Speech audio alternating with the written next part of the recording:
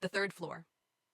There's a hospital on the outskirts of a small town in Vermont. It's not abandoned, it's fully operational, clean, and reputable.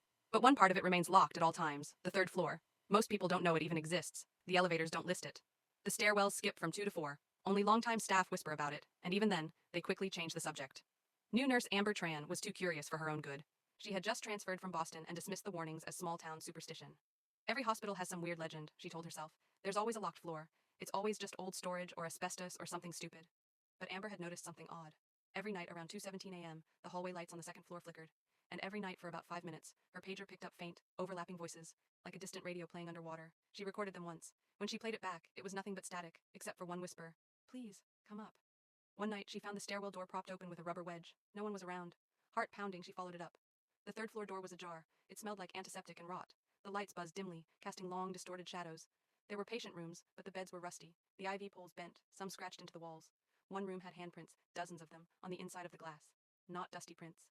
Fresh.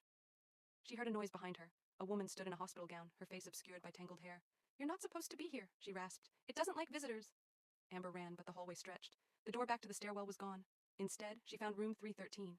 Its door creaked open on its own. Inside, a mirror, cracked, a single chair, and on the walls, photos of Amber, her childhood, her graduation, her Boston apartment, photos that no one could have taken, the lights cut out. When they found her the next morning, she was on the second floor, unconscious in the supply closet, clutching a rusted key labeled 3F. She doesn't speak anymore, just stares at the elevator and mutters, "It watched me leave, but it knows I'll be back."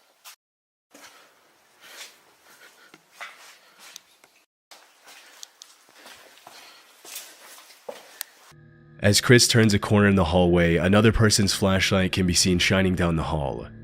It looks to be just one person, who was likely either another urban explorer or a squatter. Still, at 1 a.m. in an abandoned building, it's obviously best to avoid drawing unwanted attention to yourself, especially when you don't know the other person's intentions, which is why Chris ultimately decided to run instead of making his presence known. Making sure to walk in the other direction to avoid running into anyone, he then heads to the library and explores the rest of the top floors. As he goes into the bathroom on the top floor, he has another encounter.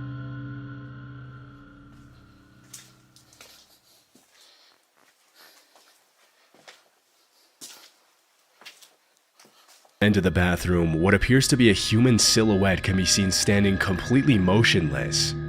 After the initial shock of the encounter, Chris draws his gun and goes back inside to confront the man. Hello.